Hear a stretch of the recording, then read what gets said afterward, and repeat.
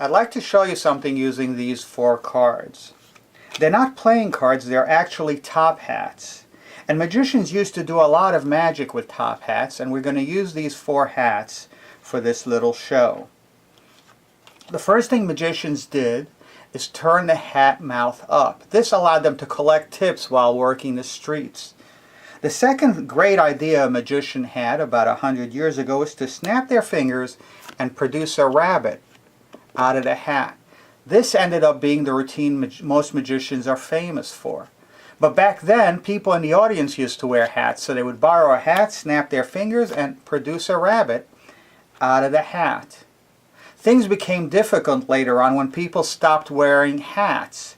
So the magicians had to use their own hats and show that there were no rabbits hidden between the hats. They had to show that there were no rabbits hiding anywhere.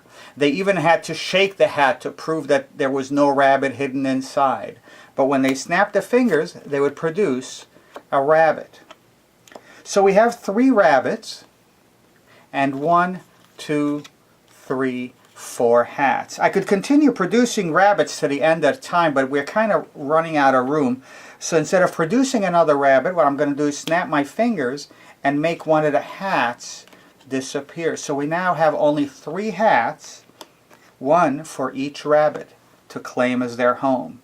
Now magicians eventually stopped doing magic with rabbits too. And it wasn't because of PETA.